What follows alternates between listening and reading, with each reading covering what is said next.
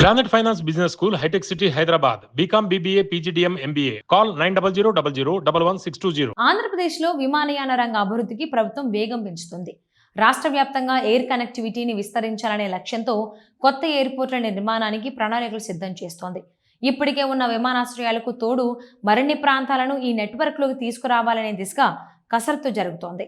ఈ క్రమంలో మొత్తం 7 కొత్త ఎయిర్పోర్ట్లను నిర్మించాలనే ప్రతిపాదనను ప్రభుత్వం ముందుకు తీసుకువెళ్తోంది.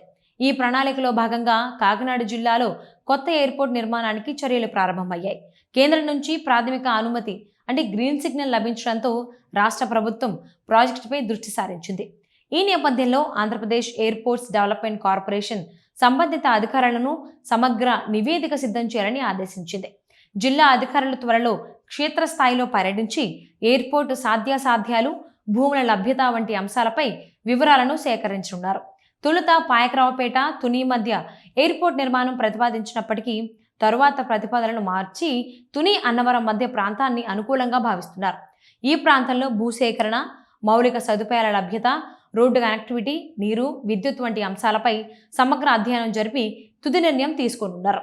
సర్వే నెంబర్లు, భూమి రికార్డుల వంటి కీలక వివరాలను కూడా ప్రభుత్వం కోరింది. ఈ ఎయిర్పోర్ట్ నిర్మాణం పూర్తయితే కాకినాడ ప్రాంతానికి భారీ ప్రయోజనం చేకూరే అవకాశం ఉంది. ముఖ్యంగా కాకినాడ పోర్టుకు అనుసంధానంగా ఎయిర్ కార్గో సదుపాయం ఏర్పడితే సరుకు రవాణా వేగం పెరుగుతుంది. పరిశ్రమలు, ఎగుమతులు, వాణిజ్య కార్యకలాపాలకు ఇది మరింత ఊతమివ్వనుంది. స్థానికంగా ఉపాధి అవకాశాలు కూడా పెరిగే అవకాశం ఉంది.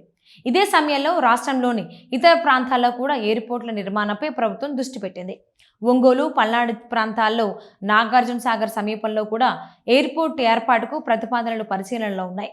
రాష్ట్రంలోని అన్ని ప్రాంతాలకు విమాన సౌకర్యం అందుబాటులోకి తీసుకురావడం ప్రభుత్వ లక్ష్యంగా కనిపిస్తోంది. మరోవైపు భోగాపురం ఎయిర్పోర్ట్ ప్రారంభానికి సన్నాహాలు జరుగుతున్నాయి. ఇప్పటికే నిర్మాణ పనులు దాదాపు పూర్తవగా ప్రారంభోత్సవానికి ఏర్పాట్లు జరుగుతున్నాయి. ఇటీవల నిర్వహించిన ట్రయల్ రన్ విజయవంతం కావడంతో అధికారులు ఉత్సాహంగా ఉన్నారు. ఢిల్లీ నుంచి వచ్చిన విమానం సక్సెస్ఫుల్గా ల్యాండ్ కావడం ప్రాజెక్ట్ సిద్ధతను స్పష్టం చేసింది. విశాఖపట్నం నుంచి ఈ ఎయిర్పోర్టుకు సులభంగా చేరుకునేలా రహదారి సదుపాయాలు కూడా అభివృద్ధి చేశారు. మొత్తంగా ఆంధ్రప్రదేశ్లో ఎయిర్పోర్ట్ల విస్తరణ ద్వారా రవాణా, వాణిజ్యం, పర్యాటకం రంగాలకు కొత్త ఊపు తీసుకురావాలని ప్రభుత్వం లక్ష్యంగా పెట్టుకుంది.